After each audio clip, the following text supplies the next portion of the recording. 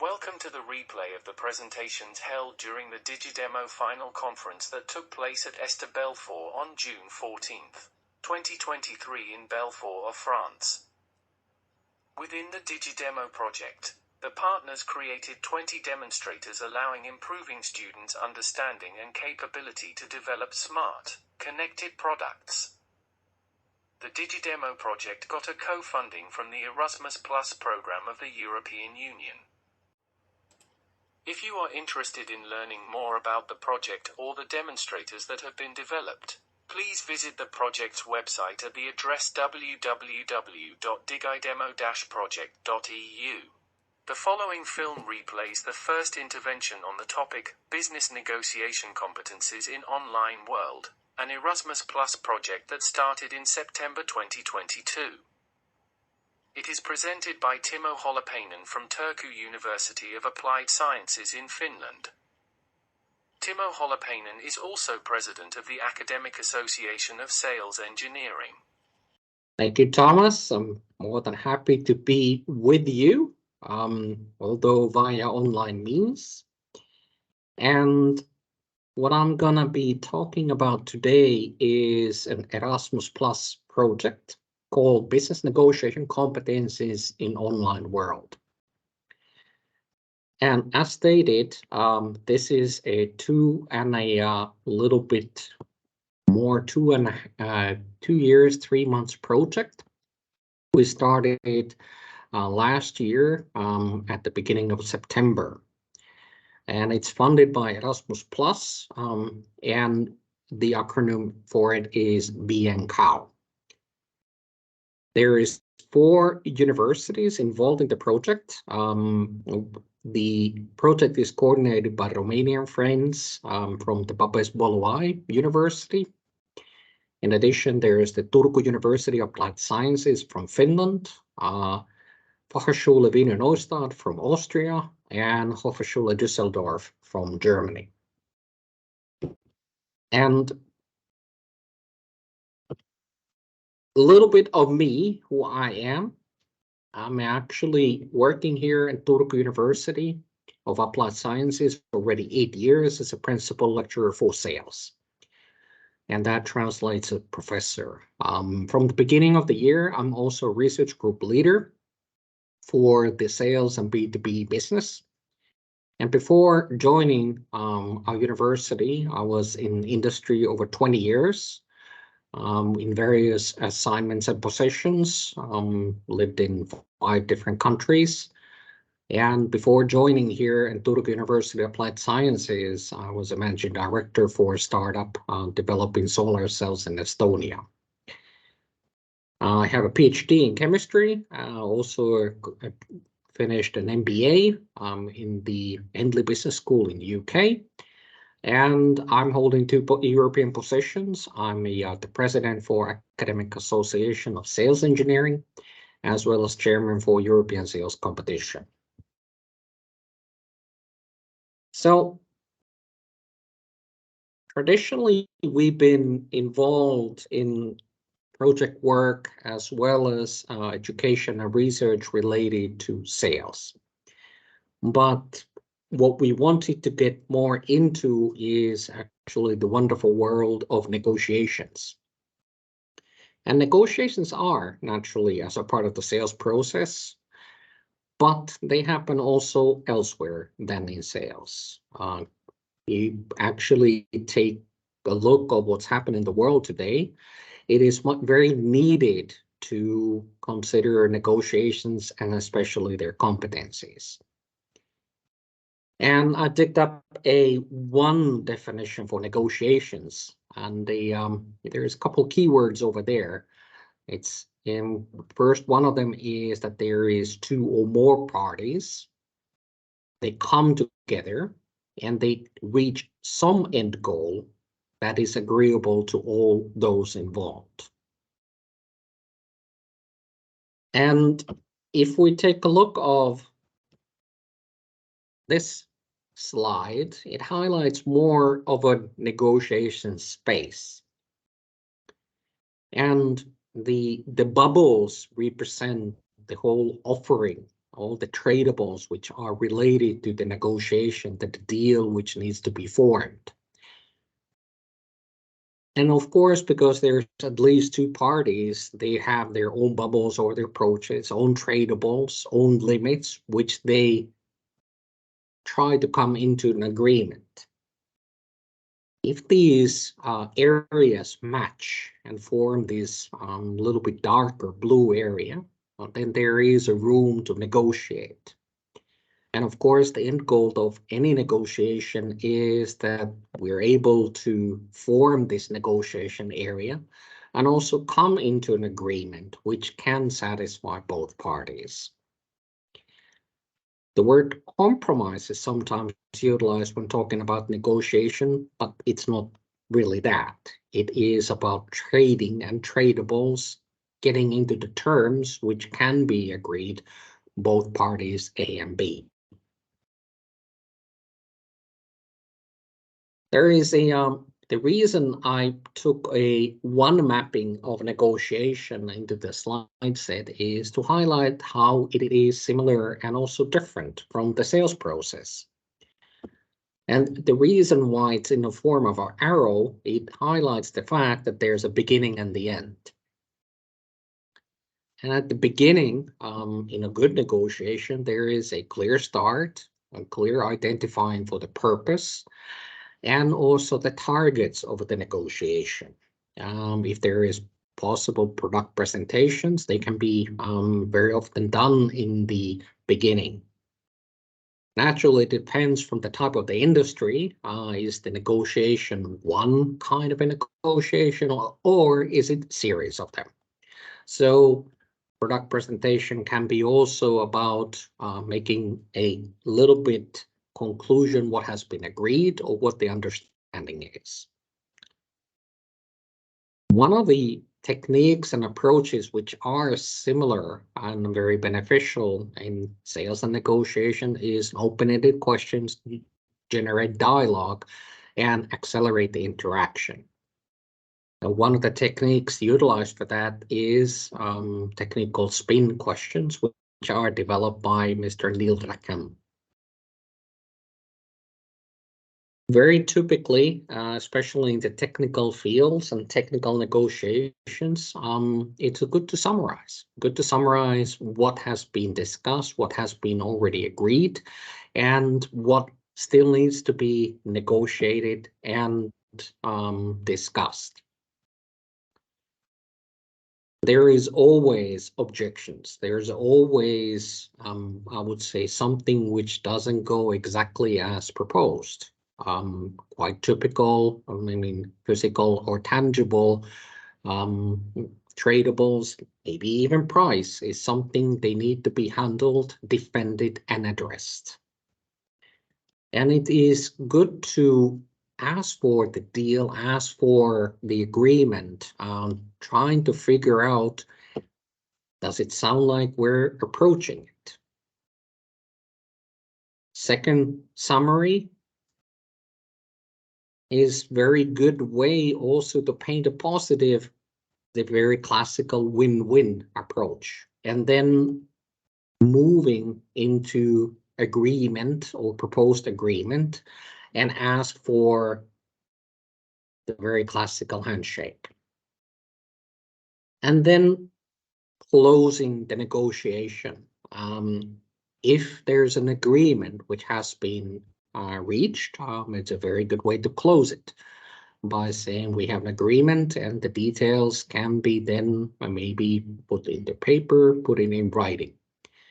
If the deal is not made, and then there is no, in a way, positive negotiation approach, then it's still important to decide and close it in a way that there is room for possible future negotiations. And what's noticeable in this, I mean, although it's a simple kind of a process diagram of the, let's say, the steps of the negotiation, they don't have to happen in this order. They can take very long time or short time, and it can be possible that this needs to be repeated And even, but let's say the deal is very close, if the other party brings new tradables into the play, might be that we have to start over. As a background, I went to, let's say, the latest research, and they are done by especially McKinsey, related to what has happened, I would say, because due to the COVID-19 situation. There is a lot of material in this, and I'll highlight some of the items. And it's a very recent report which states that in a research done for roughly 2,500 organizations, that 90% of the organizations have embraced a hybrid working models. And at the same time, when talking about sales, the new term omni is appearing a lot. And the omni-channel in our terminology means both. And this means when we're talking about sales and special negotiations, both on-site and online negotiations. And one of the findings in the report done by 2022 is that the amount of channels for communication and also negotiation has kind of doubled in the 4 years. At the same time, sales, which is a specific part of the negotiations, has also changed, accelerated by the COVID-19 situation. And the rise of the remote sales, remote negotiations has happened, as well as the digital interactions in also other medias and ways. And all this leads into that the new skills, new competencies are needed. And another McKinsey report stated that the 50% of the current workforce needs reskilling. And especially in that research, what was highlighted is critical thinking, problem solving, and self-management. So for these starting points, we generated the project. And we kind of, started the project post-COVID-19 era. And it kind of starting point was that the world has changed and we need to have also more online competencies. And instead of just sales, we started to look into the negotiations as such. And therefore, we more or less stated that in the project, we are going to be focusing into what we do. The education portion, and the focus of the BNCOW project is how to plan education and how to implement the education and assess the learning outcomes related to online negotiations.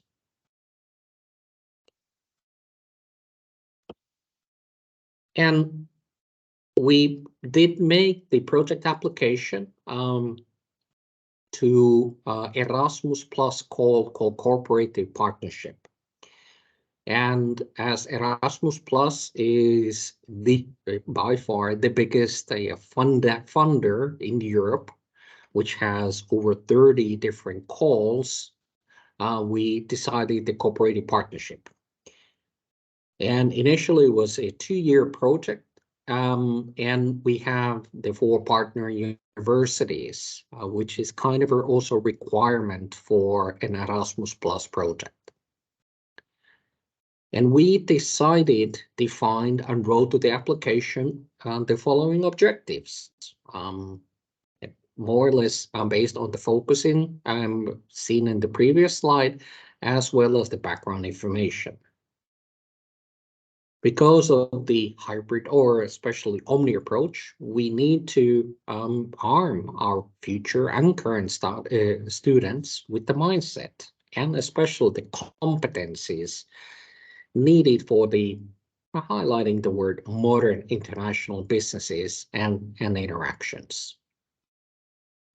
It's also our aim to create a European community of practice in business education and the other stakeholders related to business negotiation competitions.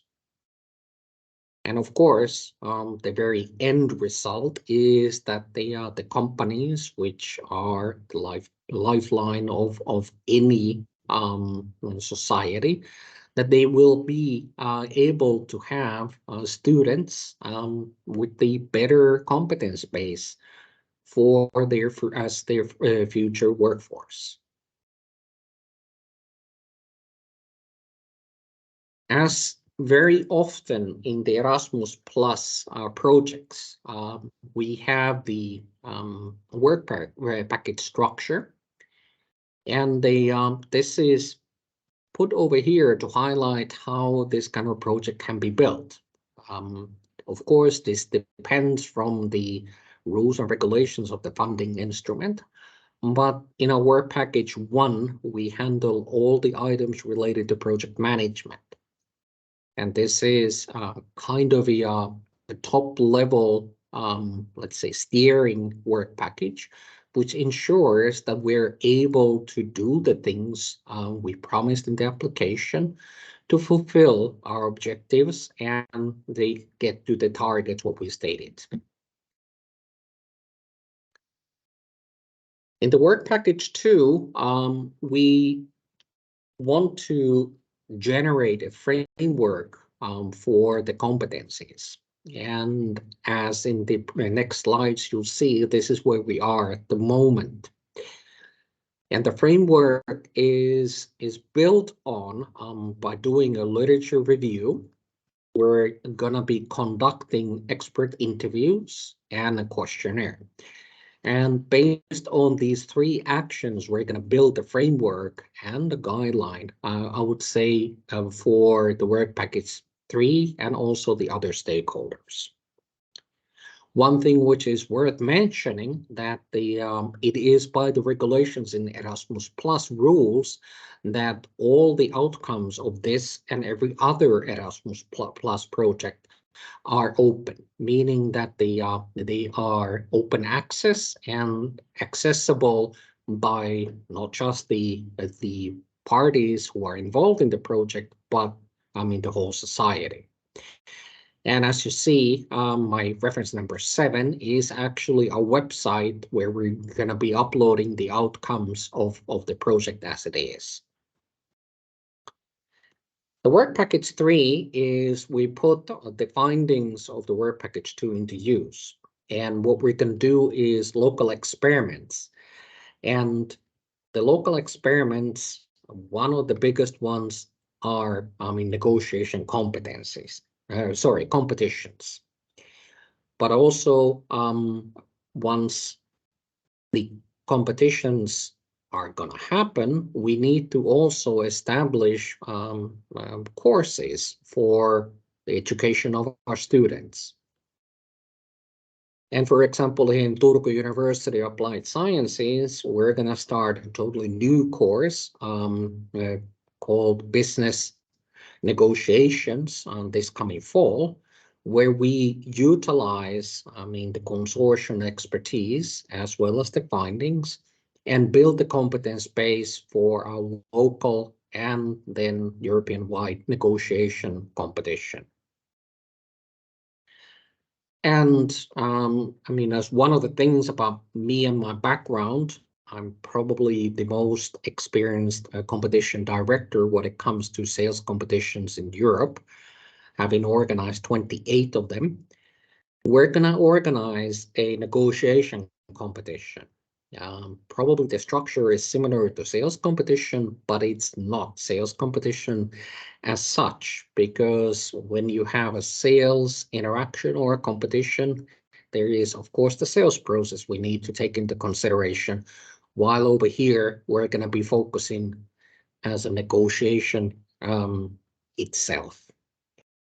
And one of the reasons they are overlapping, but one of the reasons of separating them is, especially we have identified based on even before this project, the both students and even companies capabilities of powerful negotiations and closing are something which needs of development. And as a work package 4, what we're going to be doing is a European Online Business Negotiations Summit, where we will be presenting these and other results related to negotiations, as well as to hold the European negotiation competition.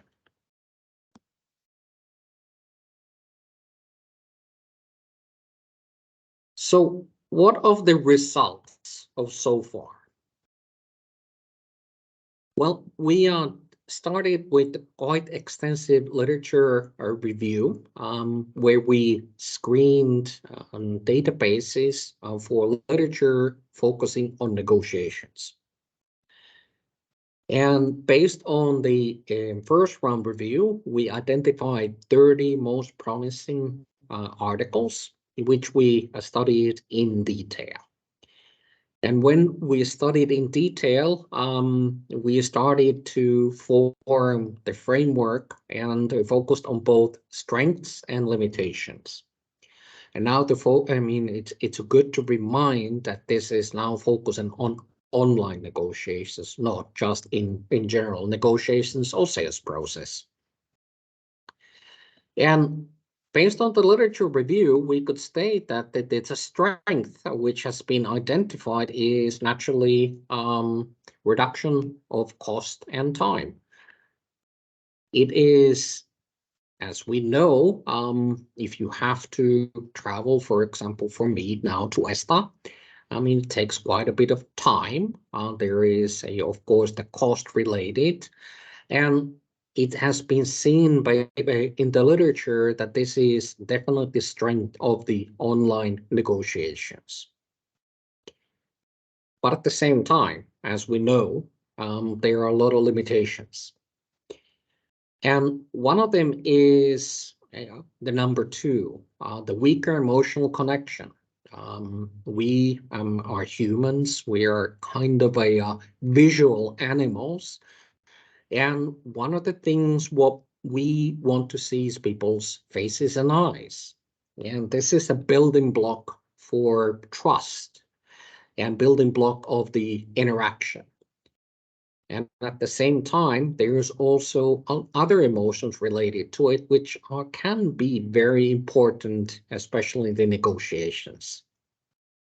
And while doing this online, although like me now sitting and my face is visible, I'm very sure that you don't observe me to the same level and same way as if I would be there. My body language, my signals, my visual signals are weaker for sure. Not to mention you, which I barely can even see that Thomas is wearing glasses. Not to mention, I believe he's smiling at the moment, but don't see his eyes. And this can lead very easily into potential misunderstandings, since we're limited in the, let's say, emotional reading and responses. It's very much higher the chance that we generate misunderstanding.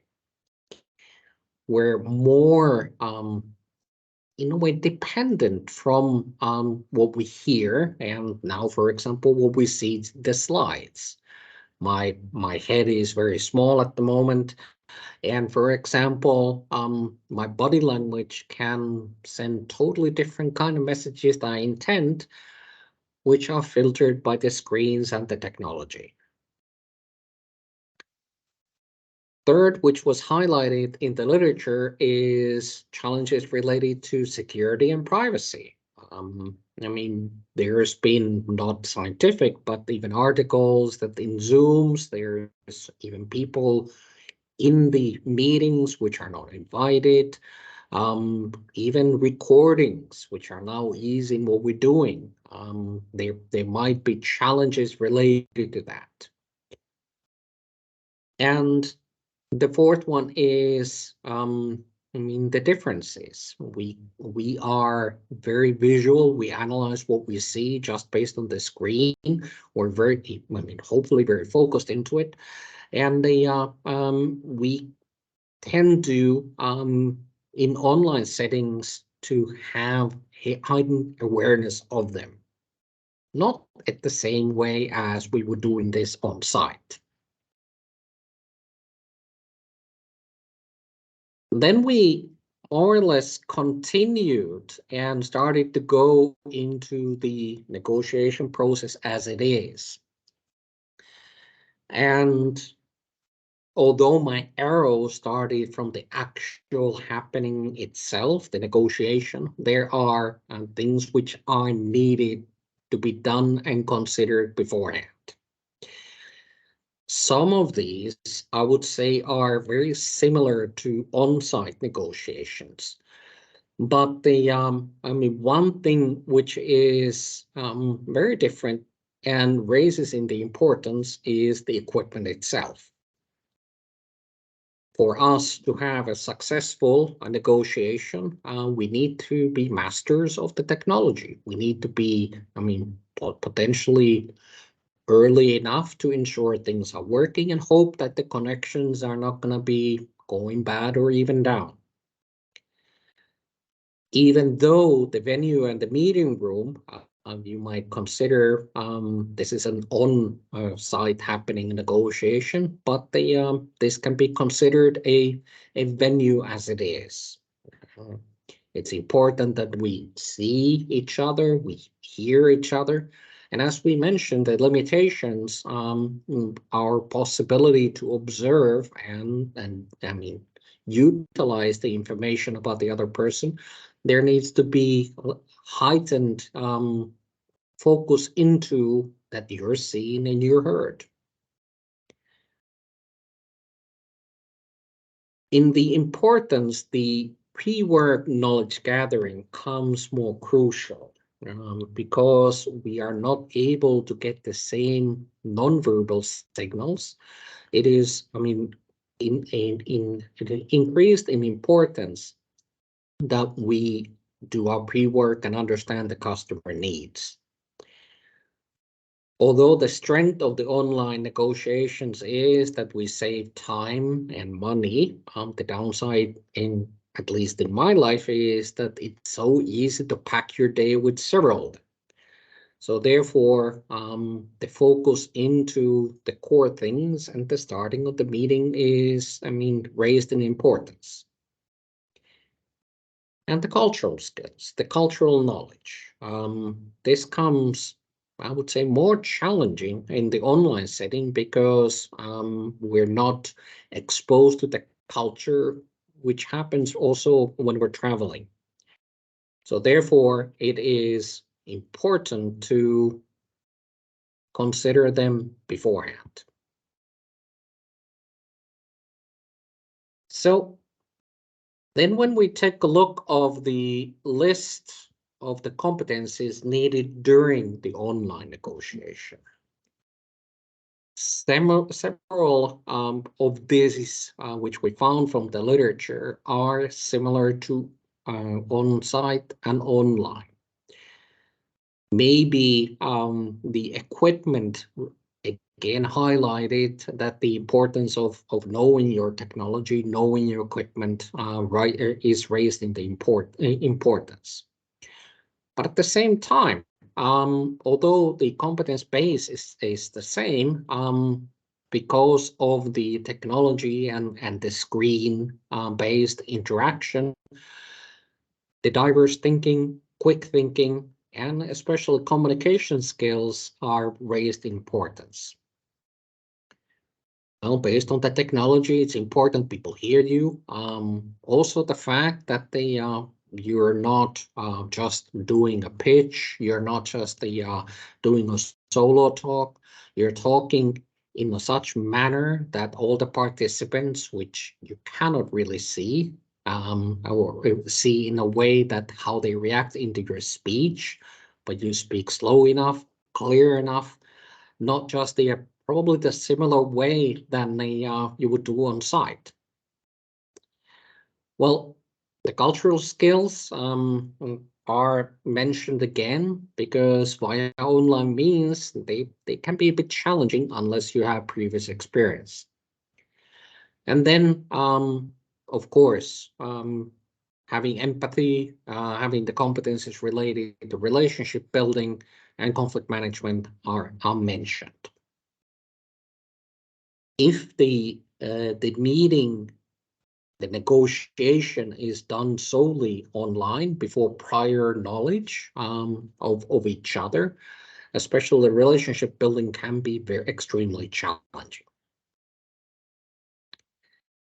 So before my next slide, any questions or thoughts about our findings? And I'll stop sharing for a while. Any questions from your side?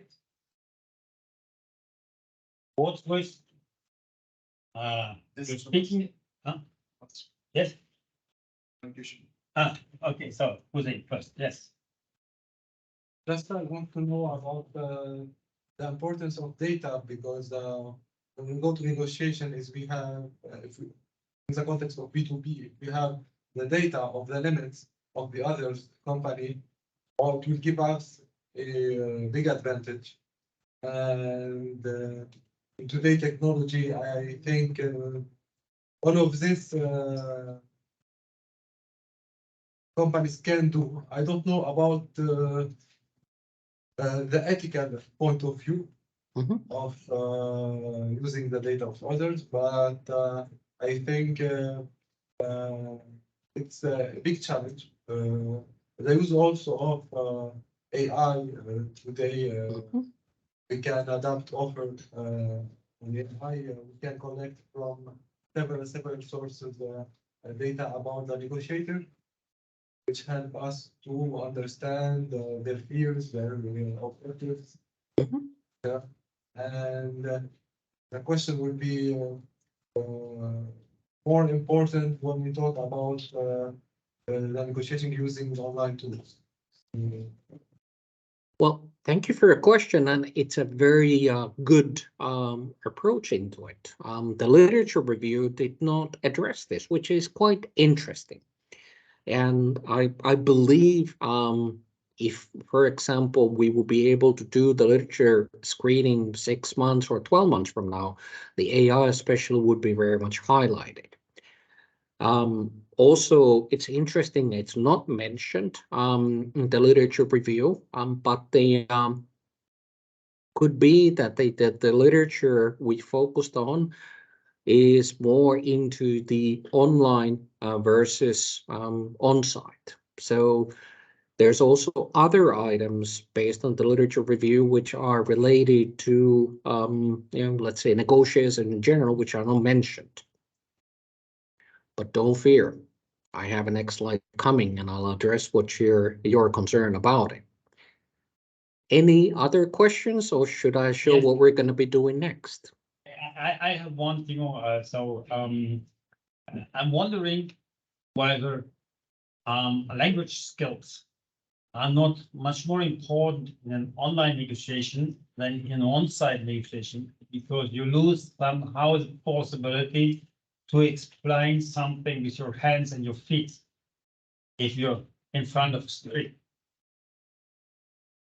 Definitely, and the communication skills, which are a very wide approach, is mentioned and highlighted, and it is very crucial that again, language skills, tempo, and the fact that you utilize your voice to attract interest in totally different way compared to on-site meetings is of necessity, because at the same time It doesn't matter how much I nod my head over here, you're still gonna be more focused on my voice and what I'm gonna say. Thank you. All right, let's see if my sharing works again. And this is what we found based on the literature review. But what we're gonna do is utilize this, and we formed a interview guideline. And what we're gonna be doing is testing the findings. And this is also where we have taken into account the data. And we're going to do 120 expert interviews, 30 in each country, which is participating. And also we're going to be finishing a questionnaire, which is a bit similar when it comes to the topic, what we want to find out. But Thomas B. Warren, you're also going to be receiving this. And based on this, we're going to form the framework for the online negotiations as such. And if you're wondering, these three bubbles in this slide, these are actually based on one theory, building blocks of a competence. In the work package 3, what we're going to be doing is doing these local experimentations, which consist of business negotiation courses, where we're also going to be collecting data from students. Before, during, and after, how the competence bases have been built on. And especially psychology related to online negotiations is other importance. As mentioned also, what we're going to do is, I'm happy to announce that in November this fall, we will have at least one local competition in English, and also the first European online negotiation competition where, Thomas, you will be getting invitations too. So as you see, the work is ongoing. And as mentioned, it's a 2-year, 3-month project, which is going to be completed by end of next year. And with that, I would say thank you for listening to me. My name is still Dr. Timo, and the very last slide is the references what I utilized. Thank you very much for your interest in the DigiDemo-Project that has been realized by UCN in Denmark, Faxkolon I Viken in Norway, FH Vorarlberg in Austria, Esther Belfort in France, and UBB Resita in Romania between September 2020 and August 2023. The project got a co-funding from the Erasmus Plus program of the European Union.